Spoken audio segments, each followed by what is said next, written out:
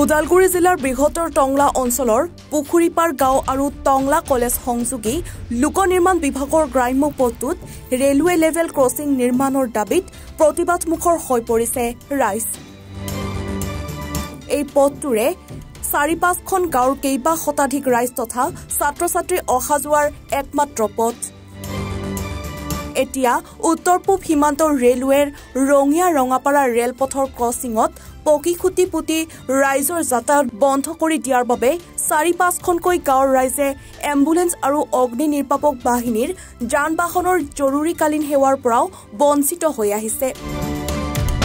ভুক্তভোগী ৰাইজে এই ৰেলৱে ক্ৰছিঙত স্থায়ী ৰেলৱে গেট স্থাপনৰ বাবে দাবী জনাই বহু আবেদন নিবেদন কৰিছে যদিও বৰ্তমানলৈ ৰাইজৰ সমস্যা সমাধান নোহোৱাত ৰাইজৰ মাজত ক্ষোভৰ সৃষ্টি হৈছে। আমাৰ এইটো এটা বহুদিনীয়া সমস্যা। এটা আমাৰ ইয়াতে আগত মেইন এটা লেভেল ক্ৰছিং গেট এটা খুব প্ৰয়োজনীয় হৈ আছে আৰু বিশেষকৈ এইটো হৈছে এটা PWD ৰাস্তা আৰু ইয়াৰ পৰা এই ৰাস্তাটো আমি ৫-৬খন গাঁৱত তাৰমানে সাঙুৰ খাই আছে আৰু ইফালেদি আমাৰ টংলা কলেজ, অংগনবাদী কেন্দ্ৰ, LP স্কুল, ME স্কুল, হাই স্কুল গোটেইখিনি শিক্ষা অনুষ্ঠান, লগতে আপোনালোকে দেখা পাব UN একাডেমি জুনিয়ৰ কলেজো আছে। গোটেইখিনি শিক্ষা অনুষ্ঠান থকাৰ সত্ত্বেও তাৰমানে আমাক আজিলৈকে এই গেটটো আমাক লেভেল ক্ৰছিং যিটো সেইটো আমাৰ এতিয়ালৈকে প্ৰদান কৰা নাই। আৰু এইটো আমি যেতিয়ালৈকে MG চলি আছিল, MG চলি থকাৰ সময়ৰ পৰা আমি দাবী জনাই আছিলোঁ, কিন্তু যেতিয়া BG লাইন আৰম্ভ হ'ল তেতিয়া আমি এই আন্দোলনটো আমাৰ তীব্ৰতৰ কৰিছোঁ। আৰু 2011 চনৰ পৰা আমি অফিচিয়েলি এই ৰঙিয়া, গুৱাহাটী, মালিগাঁৱৰ হেড অফিচ, লগতে আমাৰ যেতিয়া এই কংগ্ৰেছৰ দিনত মল্লিকাৰ্জুন খৰগে এই ৰেলৱে মিনিষ্টাৰ আছিল তেওঁলোকক আমি পঠাইছোঁ। তেখেতৰ অফিচৰ ফালৰ পৰা আমাৰ ৰিপ্লাই আহিছিলে যেতিয়া আমি শান্তি স্কুলযোৰ এই বিধানৰ একেবাৰ আছিল MP আছিলে তেখেতৰ থৈ দিয়ে। আৰু তাৰপিছত 2014 চনৰ আমাৰ মঙলদৈ লোকসভা সমষ্টিৰ MP মাননীয় দিলীপ শইকীয়া ছাৰ তেখেতৰ থৈ দিও পঠাইছোঁ আমি। এনেকৈ চেণ্ট্ৰেলো লাগি থকা হৈছে, কিন্তু এতিয়ালৈকে কোনো সুফল পোৱা নাই। কিন্তু তাৰ কিবা এটা ভাল পদক্ষেপ লোৱাৰ পৰিৱৰ্তে ৰেলৱে ডিপাৰ্টমেণ্টে বাৰে বাৰে আমাক আহি পেলাই লেভেল ক্ৰছিং যিটো আছে সেইটো বন্ধ কৰিব খোজে, যিটো আমাৰ একমাত্ৰ যাতায়াতৰ ব্যৱস্থা আৰু কোনো বিকল্প ব্যৱস্থা নাই। তেওঁলোকে কি কাৰণত এনেকুৱা বাৰে বাৰে আমাৰ হাৰাশাস্তি দি আছে সেইটো আমি ধৰিব পৰা নাই। কিন্তু আমাৰ আৱেগ অনুভূতি একো বুজি পোৱা নাই, আমাৰ কষ্ট একো বুজি পোৱা নাই। এদিনাখনতো এবাৰ ৰাতি 12টা বজাত আহি পেলাই তেওঁলোকে JCB লৈ আহি ডাঙৰ এটা ফ'ৰ্চ লৈ আহি ৰঙিয়াৰ পৰা ইয়াত বন্ধ কৰিব আহিছিল। তেতিয়া আমি গাঁৱৰ মানুহবিলাক ভাগ্যক্ৰমে গম পাই উঠি আহি গোটেইখিনি আমি প্ৰটেষ্ট কৰিলোঁ। তেতিয়া তেওঁলোকে যাবলৈ বাধ্য হৈছিল, মেজিষ্ট্ৰেট লৈ আহিছিল আনকি। কিন্তু তেনেকুৱা বাৰে বাৰে তাৰমানে আমাৰ এটা শংকাত ভুগি আছোঁ। আমি টোপনিও ৰাতি ভালকৈ নাপাওঁ যে কেতিয়াবা আকৌ আহে নেকি ৰাতি, তেনেকুৱা এটা এই হঠাতে খুটি পুতি থৈ যাব নেকি সেনেকুৱা ভাবিছে। আমি একেবাৰে তাৰমানে শংকাত ভুগি আছোঁ এইটো কাৰণে। এতিয়া আজিও তেওঁলোকে এই ৰেলগেটটো আমাৰ এইটো বন্ধ কৰিব আহিছে। কি ক'ম আৰু এতিয়া এনেকৈ আমি প্ৰত্যেক এই স্কুলৰ ষ্টুডেণ্টবিলাক আহি আছে, গাঁৱৰ মহিলা পুৰুষ শিশু গোটেইখিনিয়ে ওলাই আহিছে প্ৰটেষ্ট কৰিবৰ কাৰণে। আৰু যেতিয়ালৈকে নহয় তেতিয়ালৈকে আমি এনেকৈ লাগিয়ে থাকিম আৰু, কাৰণ আমাৰ এইটোৱে একমাত্ৰ যাতায়াত ব্যৱস্থা।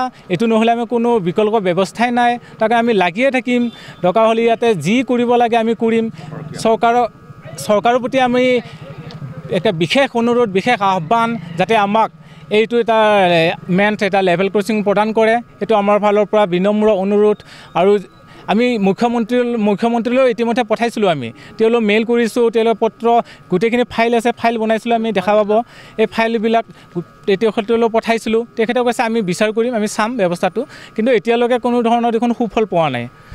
এতিয়া আপোনালোকে ছাত্ৰ ছাত্ৰীসকলৰ এতিয়া বিপদসংকুলভাৱে তাৰমানে ইয়াতে অহা যোৱা কৰি আছে।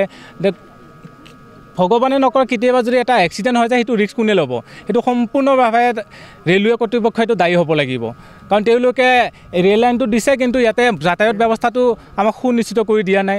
তাৰ লেভেল ক্ৰছিংটো যিটো দৰকাৰ হৈছে সেইটো দিয়া নাই, য'ত দিব লাগে ত'ত দিয়া নাই। আপোনালোকে এটা চালে গম পাব, ছাৰ্ভে কৰি চালে গম পাব, য'ত মানুহ এজন তাৰমানে খুব বেছি এদিনত 10-20 জন মানুহ অহা যোৱা কৰে, এখন গাড়ী পাৰ নহয়, তেনেকুৱা এখন ঠাইত তেওঁলোকে লেভেল ক্ৰছিং দিছে। আৰু য'ত তাৰমানে ডেইলি তাৰমানে এই 5-6 হাজাৰ মানুহ আপডাউন কৰে তেনেকুৱা ঠাইত তেওঁলোকে দিয়া নাই। এনেকুৱা এটা বিজি ৰাস্তা এইটো, এটা ট্ৰেক্টৰ, ডাম্পাৰ, JCB, কাৰ, বাইক এনি টাইম ইয়াতে অহা যোৱা কৰি থাকে ৰাতি 12টা-11টালৈকে। আৰু এনেকুৱা জেগা এটা নিদিলে লেভেল ক্ৰছিং এইবিলাক ক'ত দিব? সেইকাৰণে কৈছোঁ আমাৰ ফালে যদি কিবা এটা এক্সিডেণ্ট হয় ইয়াতে তেতিয়া সম্পূৰ্ণ ৰেলৱে কৰ্তৃপক্ষটো দায়ী হ'ব। এতিয়া আমাৰ ওপৰত কোনো ধৰণৰ একশ্যন ল'ব নোৱাৰে, সেইটো আমি সুকুৱাই দিছোঁ তেওঁলোকক। আৰু এতিয়াই শেষত আহ্বান জনাইছোঁ ৰেলৱে কৰ্তৃপক্ষক, লগতে আমাৰ মুখ্যমন্ত্ৰীক, আমাক যাতে এই লেভেল ক্ৰচিঙৰ ব্যৱস্থাটো কৰি দি আমাৰ এটা যিটো আমি শংকাত ভুগি আছোঁ, ভয়ত ভুগি আছোঁ, সেই আশা দীৰ্ঘদিনীয়া আশাটো আমাক পূৰণ কৰে। সেইটো আমাৰ ফালৰ পৰা, আমাৰ লেভেল ক্ৰচিং ডিমাণ্ড কমিটিৰ ফালৰ পৰা, আমাৰ এই 6-7খন গাঁৱৰ ফালৰ পৰা মই তেওঁলোকক আহ্বান জনাইছোঁ, অনুৰোধ জনাইছোঁ। ধন্যবাদ।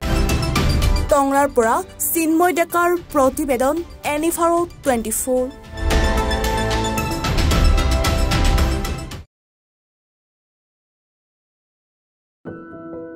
এনিভাৰত 24ৰ প্ৰথম প্ৰয়াস, জুবিন গাৰ্গৰ গীতৰ প্ৰতিযোগিতা।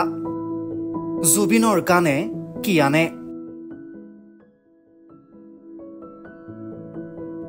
অডিশ্যনৰ বাবে যোগাযোগ কৰক 8638661821 আৰু 8812831556 নম্বৰত।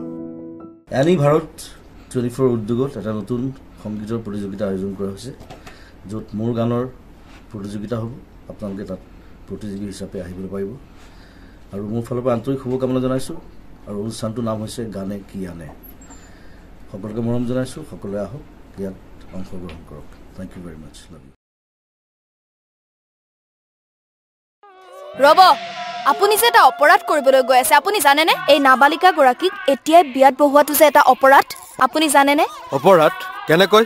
মোৰ ছোৱালী, মোৰ কথা। তুমি যিয়েই নোকোৱা ভূঞা, 18 বছৰৰ তলৰ যিকোনো কন্যা সন্তানৰ বিয়া দিলেই আইনগতভাৱে এক দণ্ডনীয় অপৰাধ। বিয়া দিয়াজন যিমান দায়ী, বিয়া পতাজনো সমানে দায়ী।